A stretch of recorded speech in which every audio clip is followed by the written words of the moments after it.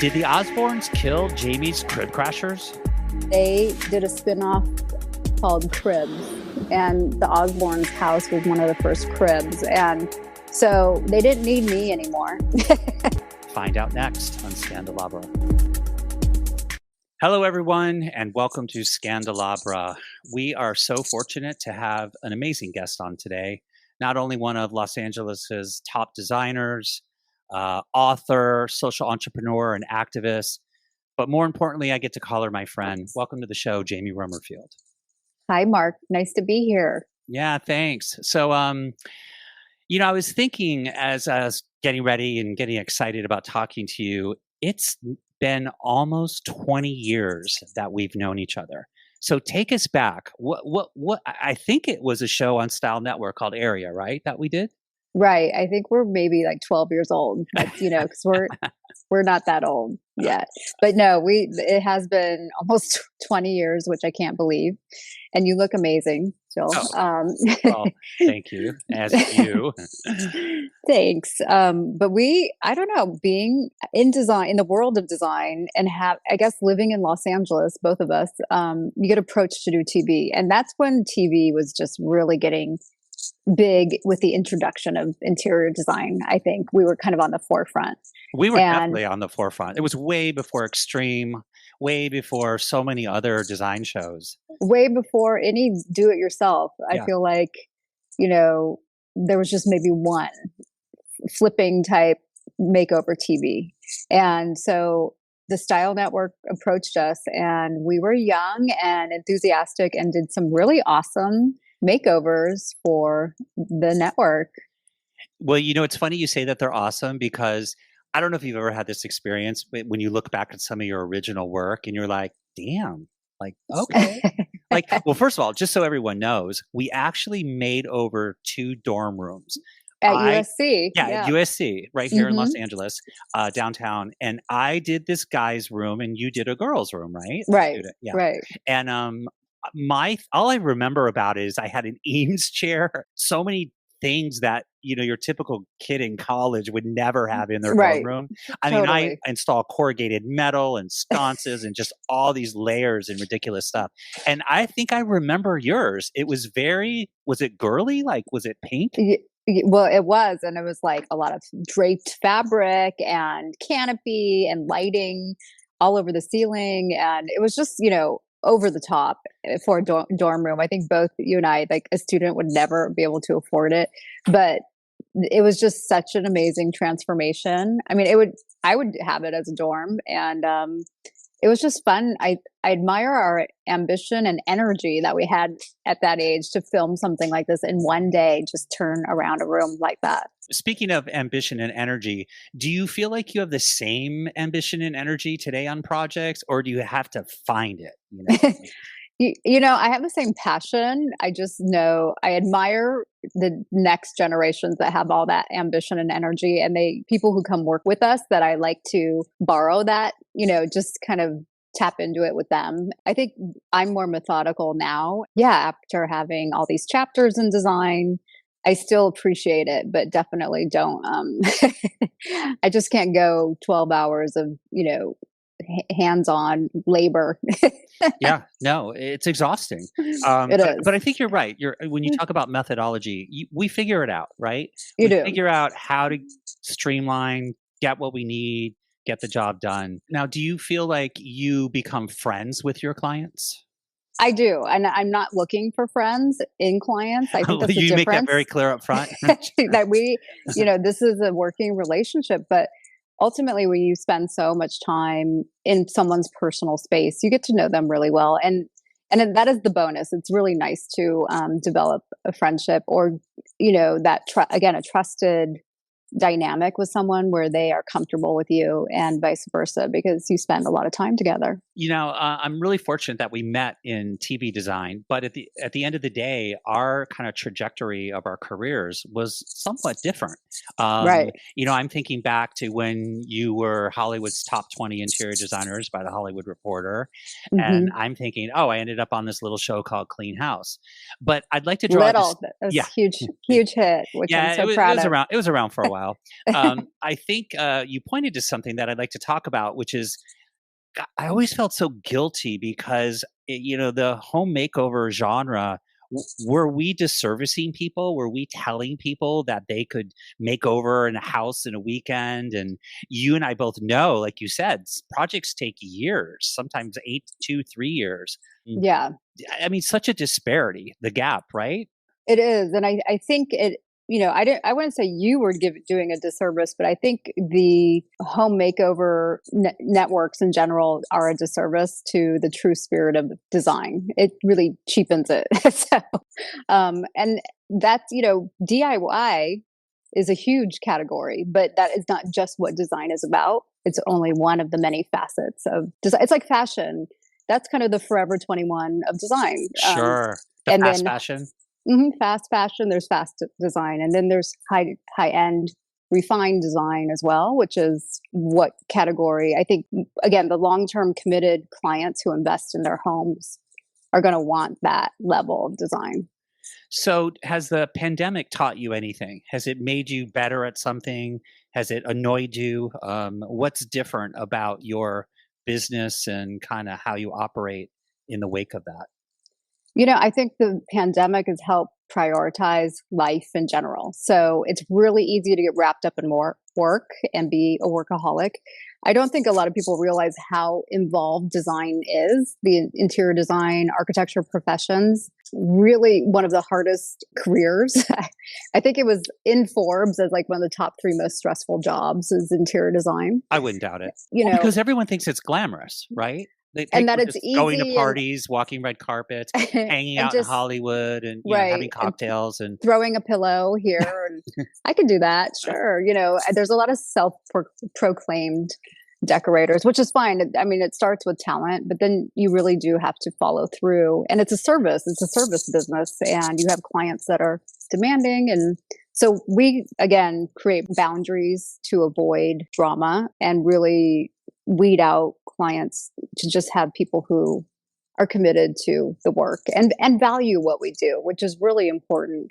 And so with that said, the pandemic has even made more clarity of that. And so to find the balance and the gratitude, I think at this point in my career, I'm really grateful for all these amazing chapters. And here in Hollywood and Los Angeles, all the incredible clients we've had and people we've met that you're just off the charts. Like it's fascinating and personalities, and whether it's musicians, celebrities, these are creative people as well, and they like to do amazing spaces. So we've had the latitude to do some very cool projects. Yeah, no, without a doubt. I mean, your portfolio is just so off the charts and impressive. It leads me to this question, like, what's your biggest brag? You have a lot to brag about, but in your mind, what's your biggest brag? I don't even know. I mean, well, first of all, we have a lot of very private clients, but I have to say we do so many people in the music industry, and that is a treat in itself when you're hearing like someone warming up their voice, that that voice so well, or you're again, where people trust you to be in their space. And I don't know, going to one client who I've known, again, probably as long as you, Mark. She was one of my first clients, and it's Courtney Love. Great. And I'm still working with her today. She's on a project in London, and she's the most, like, a really important person to me, and vice versa. So it's nice to forge these friendships, and people are people at the end of the day. And so that's always enriched my life, is to have people like that around. So you say we, and so everyone knows, I trust you're talking about your partner, Ron. And is he the yin to your yang? Ron Woodson is the other half of our company, and he is, from looks, we couldn't be more opposite. He is very handsome, Black man, gay. I'm straight, white, married, beautiful gal. Thank you. And when we first met, in fact, we were introduced by mutual friends, and who were like, "You have to meet each other because you guys have so much in common." And we were like, "How is that even possible?" And it turned out our sensibilities were really complementary, and it was just kind of kismet from the very beginning, and very magical, like charmed. So we know that that's a high connection. We both had our own interior design practices. Again, I met you before I met Ron, I think. And we were doing our own thing, and we started talking often about what our goals were. And they were so similar. We said, you know what? I want to open a storefront. And he said, so do I. I said, let's do it. And so we really merged into this synergy onto La Cienega Boulevard into a boutique, like showroom storefront. And our design office merged, and it was on the second floor of that building. And we never looked back. Like, we just had the most interesting adventure together, and the chapters keep coming, and they're just like, it keeps growing into this really amazing story. Well, I think you also speak to this idea that design is really not all aesthetics, because, if you look at if you judge the book by its cover, if you will, like you said, maybe like, how did we ever end up working together? But the reality is, it's about the people. It's about people. It's about who they are, how they work, their work ethic, their point of view, their understanding of the craft, and all that stuff. So clearly you two have connected on that level. Yes. But I'm curious to know, why was it not called Rummerfield and Woodson? I don't know. I just, you know what? I think we talked about it. I mean, we're very balanced, like, individuals, and very respectful to each other, which has never changed. And I think that's why we get along so well, is we respect each other. And I like the sound of Bonham and Butterfield's, like the auction house, and that kind, we just thought the way Woodson and Rummerfield sound, it had a good ring to it. It just has worked as a brand for us, and it sticks. Yeah, no, it definitely has. So I know you describe your style, at least in your work, as California, Hollywood, high end. I know you love California. Talk about, why do you love California so much? Why do you love LA? Why do you love this city so much?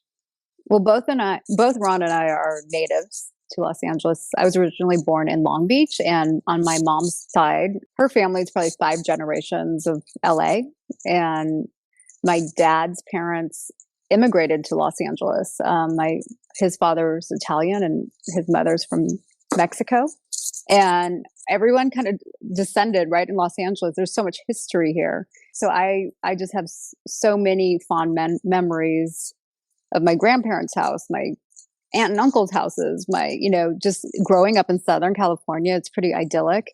My parents were hippies, like surfery, beachy people, but also I admired, like, the glamorous eras of Hollywood. My grandparents, had that glamour type feel, and you look at old pictures of them, and there's a lot of nostalgia that hits me from different pockets of LA. It's really special. Does that explain why, when I Google search you, there's so many amazing pictures of you and Ron? Just high style. I mean, that should be a coffee table book all by itself. Right. Well, we do have a book, and it did come out almost 10 years ago now. We need to do another one. 2008. It is kind of a love letter to Los Angeles. And Ron has a similar history. He's born and raised here. His father was a musician who was famous in his own right. And his name was Buddy Woodson. And Bobby Short is Ron's godfather. And there's just a lot of history in the music industry for Ron that brings you to this glamorous time when live music and the jazz scene was so prevalent in entertainment and entertaining in the home back in the day. That's something that's a part of our DNA, and it's where our comfort zone is. Earlier, you mentioned this idea of TV shows and, the disparity and disposable design and all that. I'm very curious. First of all, what's your guilty pleasure? What's your guilty pleasure TV show that you like to watch? Oh my gosh. Well, it's funny. Saturday Night Live just did a parody on murder shows, and I think murder shows are like, if you're ever wanting to like veg out, there's so many good like Datelines and forensic files. So, yeah. But they freak me out more and more as I get older. I don't know why.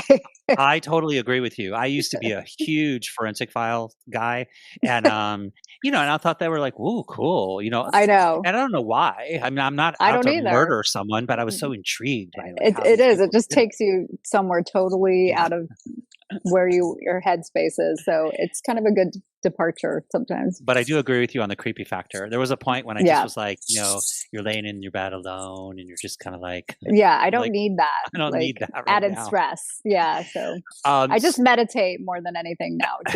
Put on, like, a nice meditation just and put some good vibration, like, some good thoughts in your head, so Sure. Okay, so that's your guilty pleasure. What is a show you just can't stand? You look at it and you're just like, how did that show ever get made? What are they doing? Oh, man. Well, don't I can't watch HGTV, a lot of Yeah. HGTV. So, I think it's just the desecration of space, and but I'll get sucked in, I love reveals, everybody does, it's such a smart concept, but when it comes to design, it is painful to, see some of the bad advice. Yeah. Anything come to mind? Any bad advice you've ever heard? Look, I'm gonna flash back for a moment because I remember when Yeah. I first started watching Trading Spaces, just because it was on. It was such a big show, right? And Mhm. I'll never forget, can't remember the designer's name, doesn't matter, but he was stapling paper plates around a windowsill, like around the frame. And I just was like, what the What are you doing? WTF? Like that Right. is scandal on every level. What are you For doing? sure. Or then Right. or then they would just take paint and like paint words like family, Mm. food, Yeah, you no, know, that like, I can't.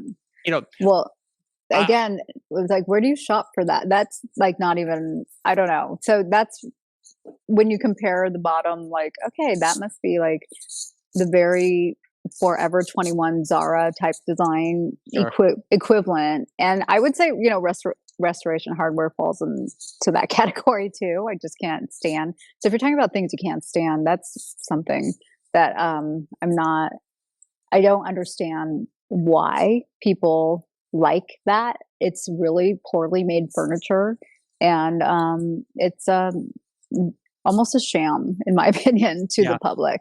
Yeah, well, I think so much of that is education. There, Yeah, look at the generation that's coming up now. My experience of them, and we dealt a lot with this on the show, is they don't even know how to iron a shirt. They don't even know how to make a right. bed. They don't even know how to do a load of laundry.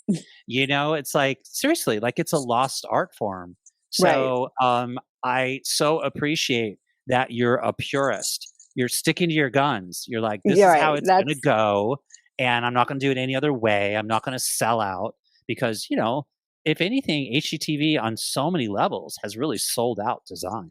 yeah, I feel like they just don't know, and we say this often, "Oh, people just don't know what they don't know." And it's true. Producers, what do they know about design, truly? And, when you have a producer writing a show who it's just about kind of the wow factor or the reveal, that's a kind of a gimmick or a ordering system that you can repeat so frequently, but that's all you have to give. And so I think there's a lot of room for new design TV and other ways to inspire people, so because that one trick pony is kind of over. Big time. I'm curious, has there ever been a client you wanted to fire or did fire? We have fired clients. I think the sooner you know it, you should. And that's okay.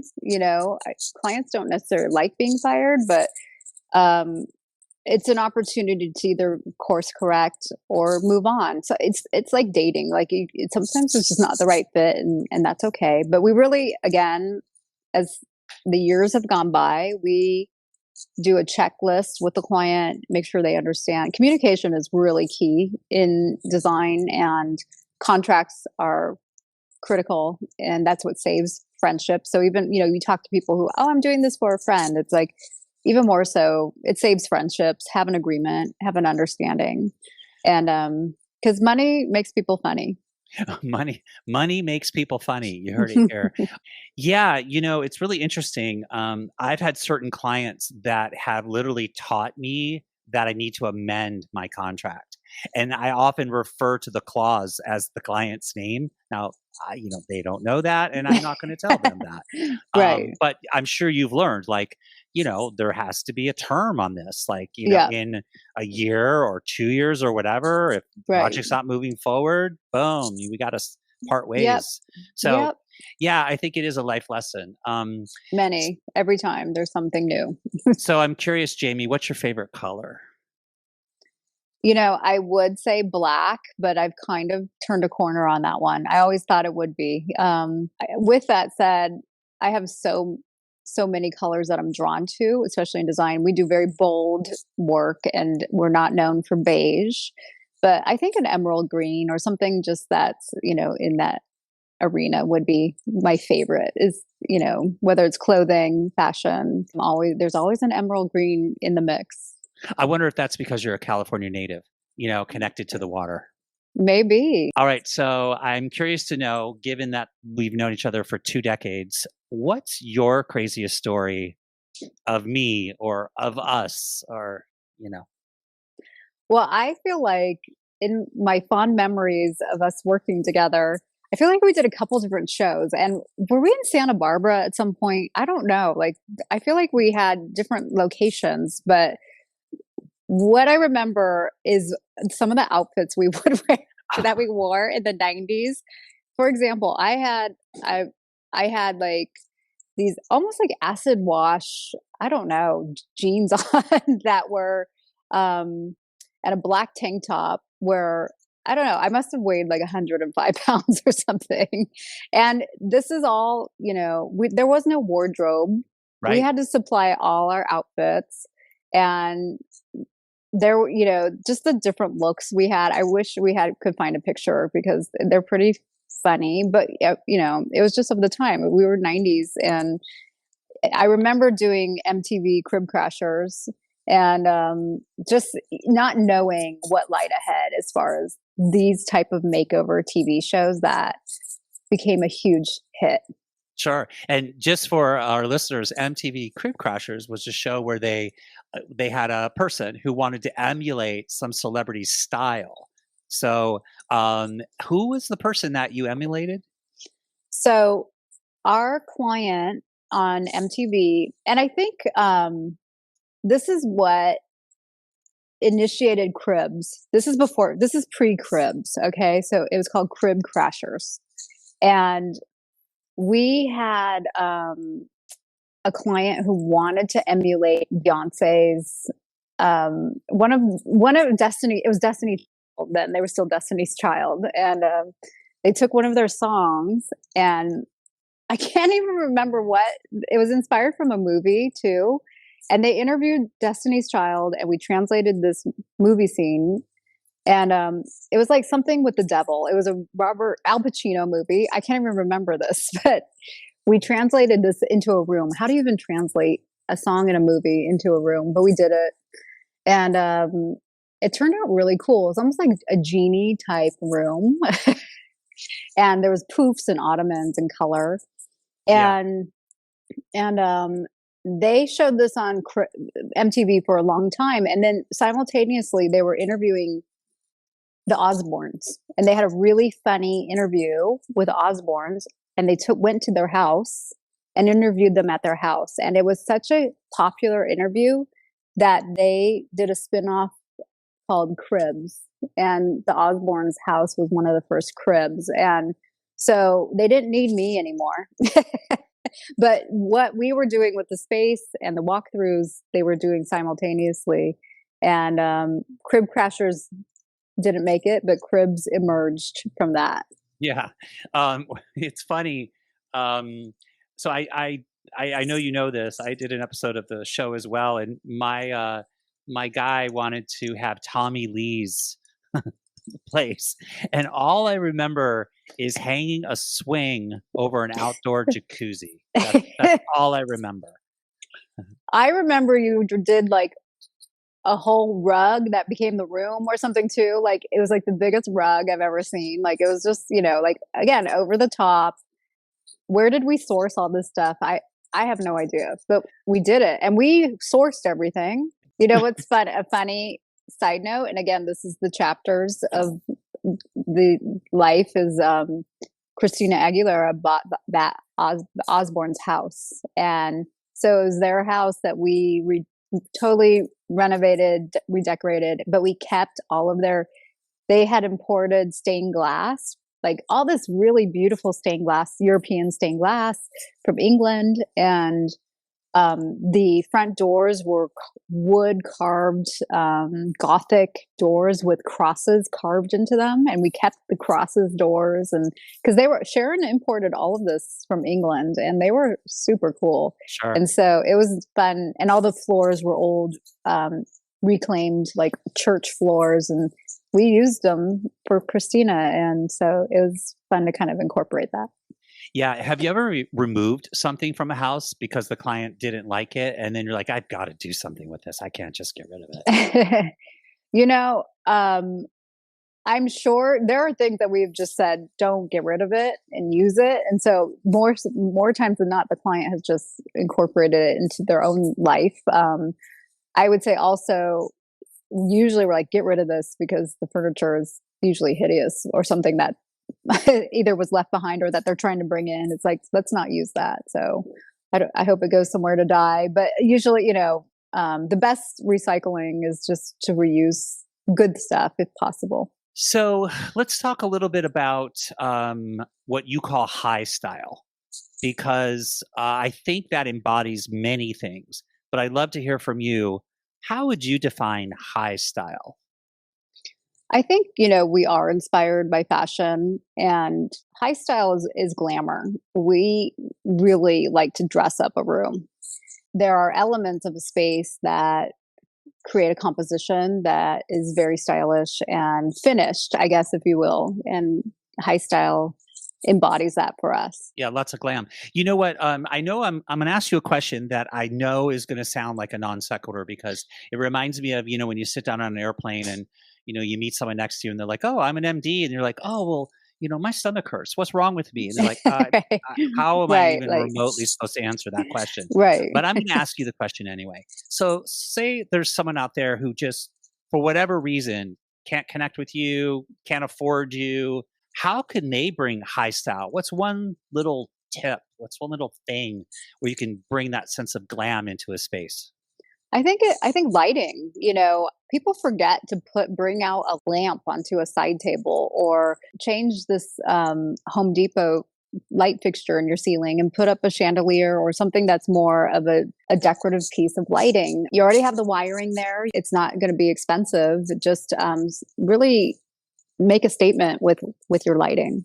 I think that's a great idea. Also, I know you lean into reflective surfaces.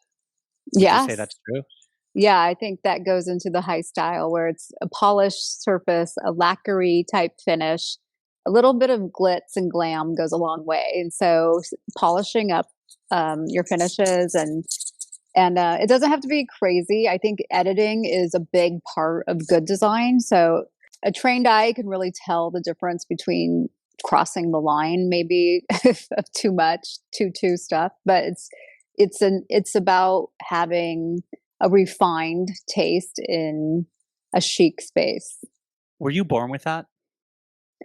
I think I have a love for all things beautiful or just high aesthetics. And then I went to design school and again, refined that love and harnessed it in a way that there's a method behind it, and there's a science to design too. And I think training, like you said, an MD, you can't really say you're an MD unless you've had the training. And so there is a difference in being a design doctor as well. And there's etiquette behind that too. So you could watch someone just kind of go crazy or go rogue in decorating, and it's all over the map.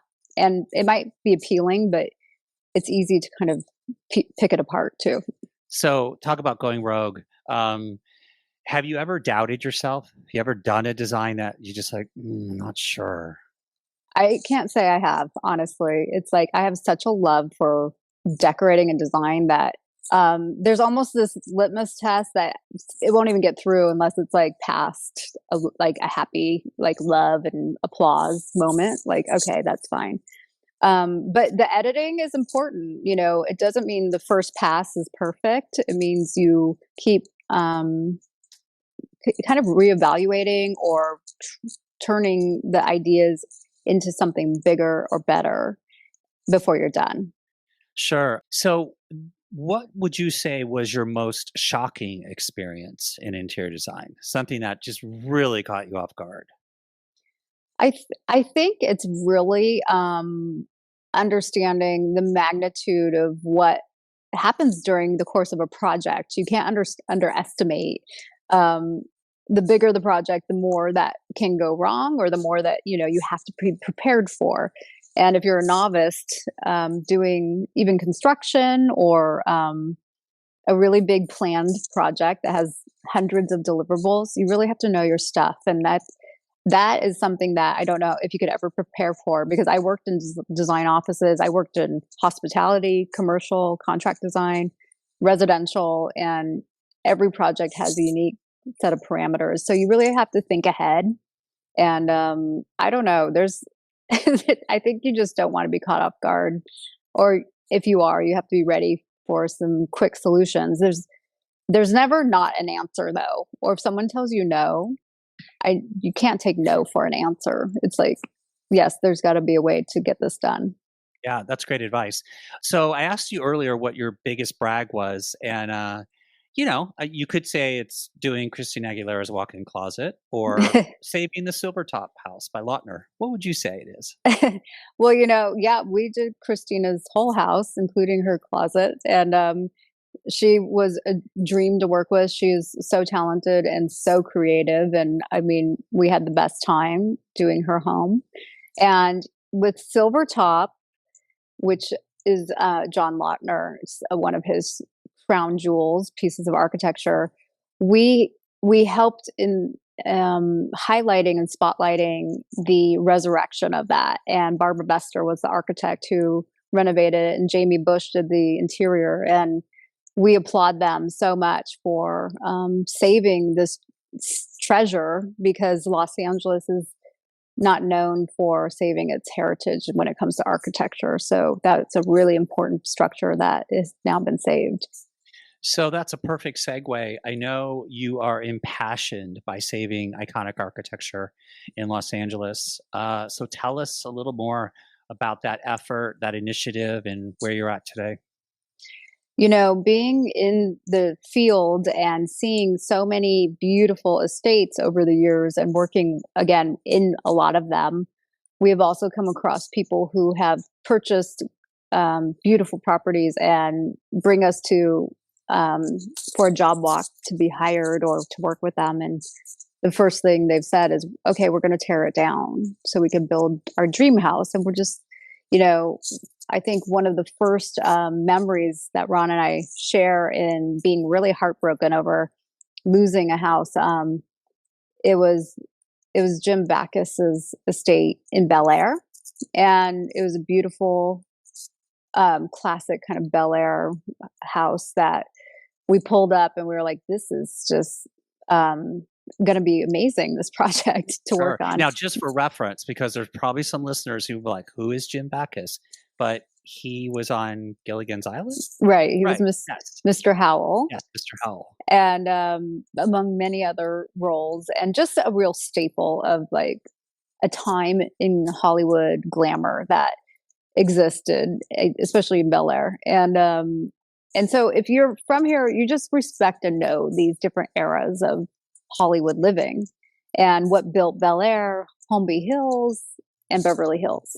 And so this was his home, and he had just passed away. And so there's some homage there as well. And the client said, we're going to tear it down. And we said, we really just said, you can't tear this house down. It's too important. It's really special. And it was really good. Like there was no need to. They said it's too small. And we thought, why did you buy this? And it got a little, we went back and forth, and we decided not to work with them. But we also thought, we felt very helpless, because we thought, who can you call to, like, there's no police, like house police, to protect this house. And we called the Conservancy, and it just wasn't, there wasn't really much you could do to protect them. They weren't our preservation laws in LA are almost non-existent. That's interesting. So it was that the straw that broke the camel's back in regard to SIA and like, we got to do something? It was the initiator, and then we went out to a handful more similar situations. And what broke the camel's back is we went to the Chewy House by Richard Neutra, and a realtor was helping us look for a double lot for a client that wanted to build a compound. And they told us, oh, I'll drive you to a site that's a very large lot. And the second lot has a crappy old Neutra you could tear down. And we were just like, who says, like, why? That is an oxymoron. Like, there's no such thing as a crappy Neutra in our book. I mean, right. Richard Neutra is one of the modern pioneers of, modern architecture. So historically speaking, that's a collector's piece architecturally. So we went to go see it, and sure enough, it's the Chewy House, which is a really well-known piece of property. And Julia Schulman has a very famous photograph of its exterior that's circulated all the time. People use it. And I couldn't believe to see it in person because it hadn't been in public domain. It was the same owner as early as it was commissioned. It was the Chewy's house, and Mrs. Chewy had passed away. And so we're getting at a time where a lot of the owners who commission architecture or notable architecture are now passing away. And so we're seeing a lot of really cool houses that haven't been in the public for a long time and are now going on the market. But with that, they're also getting torn down. And so we went to the Conservancy, and they finally said, well, Linda Dishman asked me, do you know how to nominate a structure? Like, basically stop bothering me, because I would keep coming to her, whistleblowing all these places that were, and she taught us how to go about it. And we said, we can do this. And we started the nomination for that house, and the Conservancy did get involved, which was great. And from there, we started the nonprofit Save Iconic Architecture, which focuses on landmark nominations as well as preservation and preservation awareness. And it's took off in 2016, and we're already making a big impact, I feel. Yeah. And what's the latest project you're working on? What are we trying to save? We're currently in the middle of the nomination for the Standard Hotel building, which we all know and love if you're from LA. Sure. We've all had stories. It is, you probably have witnessed Sunset Boulevard transforming into very large high rises. The zoning allows for very tall towers now, and where Sunset Boulevard originally was 2-3 stories only, and that's what made it so quaint and recognizable. Ed Ruscha, the artist, did a big photo journal of every building on Sunset Boulevard, and if you were to compare that now, it's really taken a turn for the worst, in my opinion, aesthetically. Sure. We just recently, over the last 6 years, there was a big fight to save the Lytton Savings building, which was a Hagman Meyer piece of architecture. And it's a love-hate with that building. It's a modern structure, bank building, Chase Bank. It was Chase Bank. And it's on the corner of Sunset and Crescent Heights. Sure. And a big zigzag roof line. Yeah, and that's Gary's new project, though, isn't it? Right. So it's being torn down to make way for Frank Gehry's new project. And so that had a lot of controversy because this piece of architecture was also significant in its own right, and then one of the forefront of the modern era examples of bank buildings, and actually one of the last, because they're all gone. And so now this one will be demolished as well, unfortunately. Well, the thing I remember most about that bank location going in was the mosaic walls. Yes. And so it had stained glass panels as well that were, it was just like going into a museum when you walked into it, like really, really well executed design. There was a history room on like the history of the area, like just a well curated structure. And then the interior had a mezzanine and all this great use of light. And I don't know, it could have been adaptively reused so well. So that's a missed opportunity. And I think LA can do better with adaptive reuse. Yeah. Well, thanks for all your work. Yeah. When I first heard that you and Ron were doing this, I was like, someone has to please. This episode of Scandalabra was brought to you by misiohome.com. Inspired designs for inspired living. So question. If you were a piece of furniture, Jamie, who you embody, were a piece of furniture, what would it be? I was asked this question on a panel and we had to show a picture, and I showed a picture of, it was actually George Clooney's villa. It was a living room and he's sitting on a couch and he was leaning on a pillow. And I said, I'd like to be that pillow sitting with George Clooney. Like he was just like tenderly laying on it. But, I don't know. I think that there's something to be said about a chaise lounge, or like the Le Corbusier chaise lounge or something like that, I would say. Sure. Yeah, I think if I used to ask that question a lot of my clients just to get a sense of like how they viewed themselves personally, and often I would ask, are you new? Are you old? Are you remade? Are you restored? Or what's your materiality? Is it wood? Is it, metal, whatever?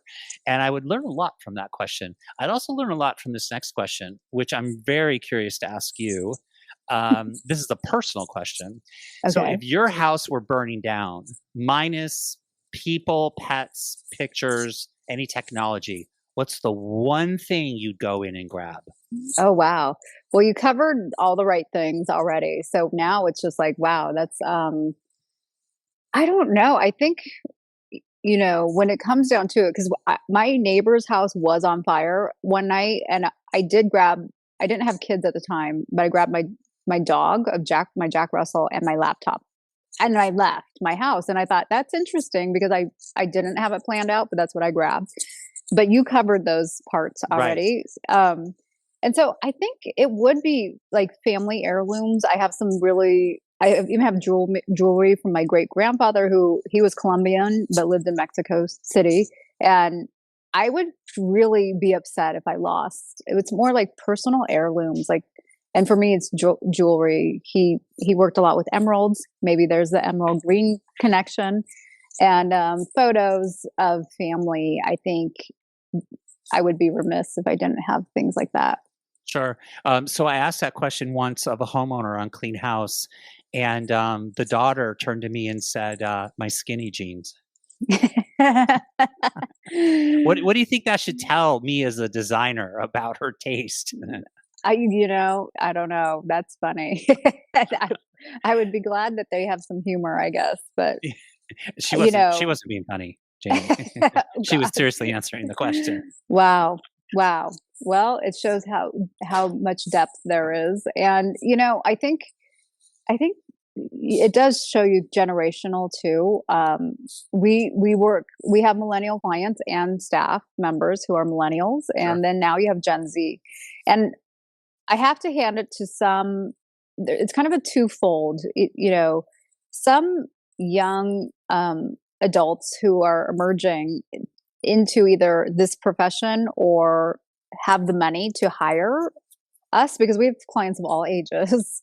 And they really are interested. I think they're almost that luxury to them is not what you can buy, but it's like the story you can tell with the quality of, like, what is your quality of life? And I am impressed with those kids who actually seek out, they want to know more about history, and maybe because they crave it or they haven't had it, they want to learn about quality. And I appreciate that. And so I'm very happy to inform people about what is good design and what is not. Like, they want the right sofa, and where should I get that? And that's kind of goes back to talking about Italian furniture versus restoration hardware and what the difference is, because it's a big difference. And the ones who are receptive to it, their spaces are incredible. Sure. Well, I think also, just to add to that, that generation was, I call, tech born. They were born with the information in the palm of their hands. So it's so easy to research, It and is. so kudos to them, the ones that really want a deeper understanding. They want the Right. origin story. They want the provenance story. They want They all of that do, because to they don't want understand it.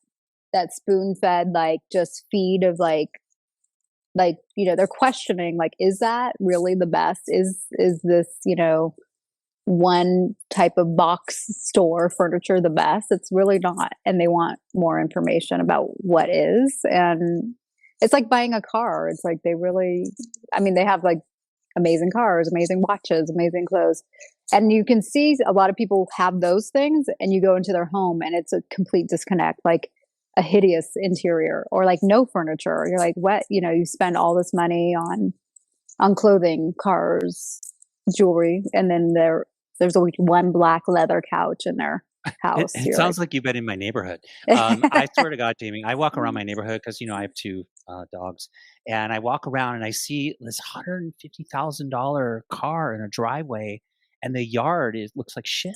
I I mean, know, I'm like, "How?"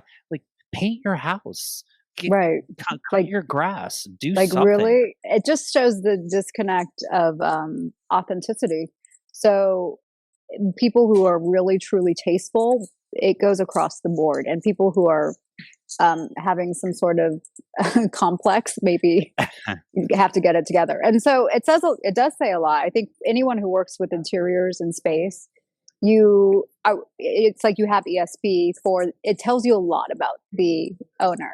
It does. It's funny that you say ESP because we got to a point after 9 seasons of being on the show Clean House, probably like season 5 or 6, where you've seen the show. People have ridiculous amounts of stuff, right? Right. But it got to the point where we could walk in and pretty much without even asking a question, tell exactly what the issue was, what's going on, whether they're having marital problems, whether they're losing their job, Right. whether, I mean, it was so, Totally. it's like the design whisper, it's such a telltale. Absolutely. You It know? is. Yeah, And it's good because you can't, not every fix is the same for everybody. And so you can't come in with the same, like, you know, ideas every time for every client. sure. How does Jamie unwind? I love to go to the spa. Like, just to me, I think Tom Ford said luxury is silence and time. So it is true for me too. There's so much. I tell my husband, if I'm at work, I'm with people. If I'm at home, I'm with people. Having time to myself is very rare, actually. So, getting just to break away, that is, and if it's a week at the beach, some tropical destination, even better. Sure. You remind me of this idea that when I live in a Spanish house built in '38, and when I acquired the house, every room was a really strong color, like Hmm. terracotta and Hmm. red and whatever. And I was in the throes of doing that every day. I was like, milk can white everywhere. It's got to just. I do not need to see color right now. So I'm curious if we walked into your house now, which I haven't walked into your house in a good couple decades, and I know you've moved and all that. But what would describe it for us? Like what would people feel like? You know, I have a post and beam wood and glass house. So it's a modern style, kind of case study style piece of architecture. And so it is a very tranquil kind of respite type house, very high ceilings, 14, spans of glass, 14 feet high. It was designed by an industrial designer named James Allen Walter, and it is a landmark. I landmarked it. It's a piece of art in its own right. And with that, I bought it almost, yeah, like 18 years ago, maybe. And we've added some space to it. It's a unique house, so I think people would see it for what it's worth as far as just an interesting space. No, there's no painted walls. There's no, like, it's wood, interior, exterior. It's a Gotcha. wood house and glass. And so it's like being in a sculpture. So now we have kids in a house like this too. It's a lot of stairs, a lot of levels. It's almost like a loft too. Just unique. And they've grown up in this house as well. And I don't know. I think that we'd like to entertain more. We used to do it. We don't lately because there's a lot of kids' toys, but it's actually evolved into a family house really nicely. But I wouldn't say it's pristine as far as a modern house goes. We are a very busy family living in a very austere looking house. So what you see is what you get. Yeah, I think that's probably the thing that surprises most people I talk to. I know over the years people have asked, "Wow, I can't imagine what your house looks like," and I'm like, "My house is just pretty ordinary." I've collected things over the years. Right. Yeah.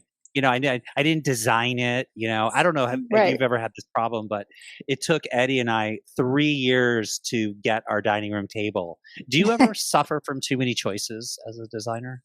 Yes. And again, with kids, I have my wish list of like, oh, the next sofa I'm going to get. And, but I haven't because they just wreck everything. So it's like, we're going to let what we have just get lived in and lived, with. And once maybe they're older, they're 10 and 6 right now. So, yeah, you got a little time.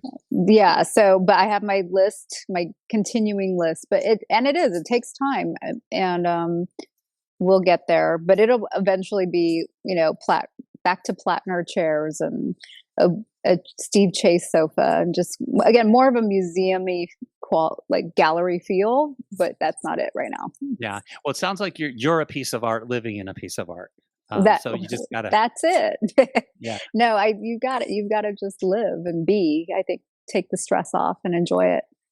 This has been so much fun talking to you. I want to close out with one question. I'm just dying to know if the Jamie of today could tell the younger Jamie something, give her any advice, what would it be? It would be enjoy every step of the way because everything works out just fine, and not sweat the small stuff and really go for it. Just go for it. Yeah, go for it. Well, you certainly have gone for it.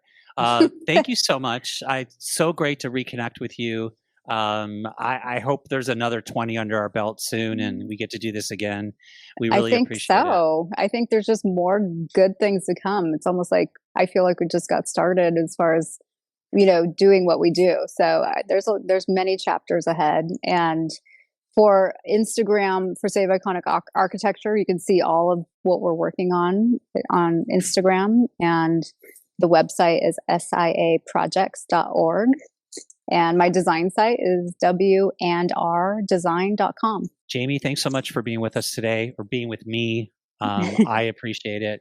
Us, our listeners, and I wish you well, and I'm sure we'll be talking again soon. Likewise. It's so great catching up. This has been an MBU production. To learn more, go to markbrunetz.com. That's MarkBrunetz.com.